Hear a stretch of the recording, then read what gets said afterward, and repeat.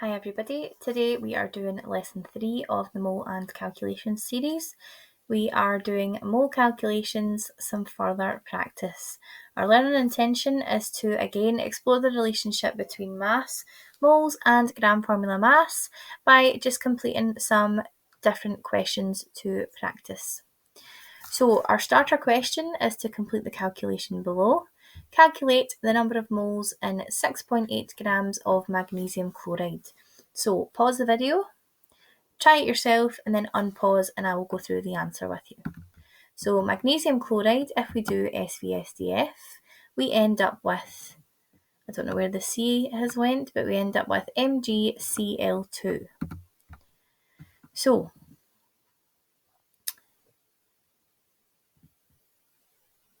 this is the wrong element. The starter question should say, calculate the number of moles in 6.8 grams of magnesium iodide. So, let's continue anyway, that's fine. Magnesium has 24.5 relative atomic mass and we have 1 magnesium in the compound. Iodine weighs 127 grams and we have 2 of those in the compound, which equates to 254 grams. If we add both of those together, we get 278.5 grams. That's only one half of the question because we're actually asked to calculate the number of moles in 6.8 grams.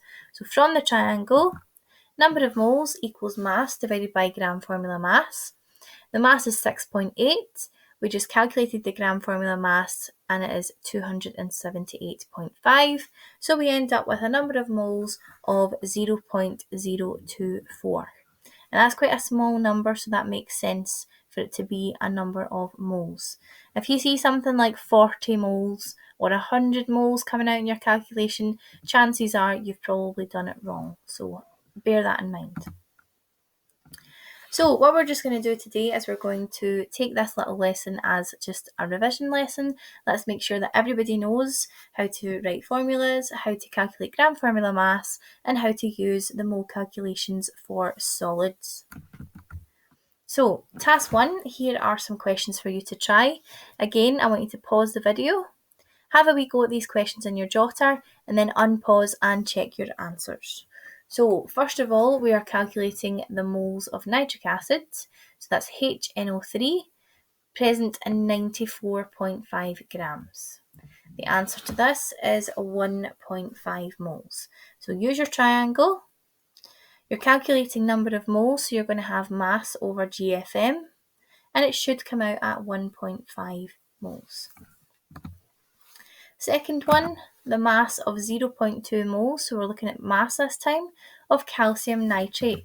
Now calcium nitrate has a complex ion in it, so you are going to have to use page 8 of the data booklet to find out that formula. It's CaNO3 in brackets 2, and the answer is 32.8 grams. Now again, we're looking at mass this time, which means we would have the gram formula mass multiplied by the number of moles. 3, the mass of 0.08 moles of carbon monoxide. Our prefix is mono, so our formula is going to be CO, and we have 0.08 moles of carbon monoxide. We are going to do number of moles times the gram formula mass, which comes out at 2.24 grams. Last but not least, we have the moles of this compound here. Now this does have a few complex ions in it, so be very careful when multiplying out the brackets. In this we have 2 nitrogens, 8 hydrogens, because we have 4 times 2 is 8, 1 sulfur and 4 oxygens. So be careful. And 105.68 grams. This equates to 0.8 moles.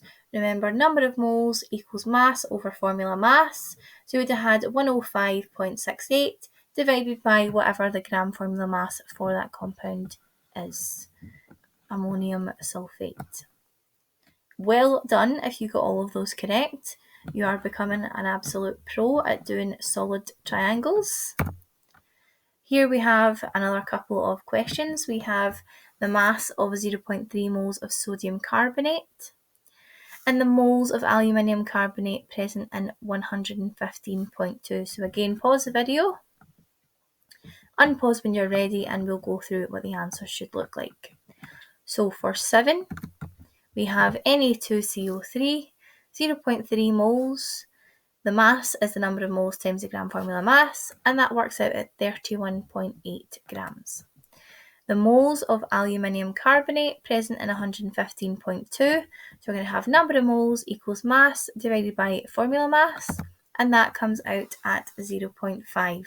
That's another complex formula, so hopefully you've done that correctly. Well done if you have. So, very quick revision lesson with some examples for you to practice. We do have an exit task, which is true or false. So, a mole of a compound is the same as its formula mass, true or false. Pause, have a wee think about it, unpause when you're ready. The answer is true. It is exactly the same thing.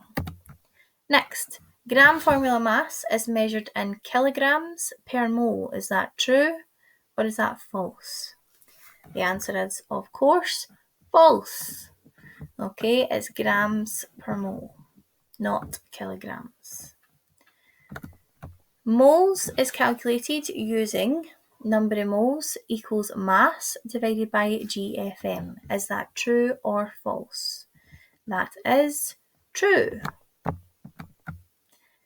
You're going to get some homework out, probably on Google Classroom, which is a nice little reminder at the end of the PowerPoint. Well done if you're getting all this gram formula mass and solid triangles correct, because we are going to move on to the solutions triangle next. So it's going to be good if you have a really good understanding of the solids triangle. You're going to find the solutions triangle just as easy. Have a good day.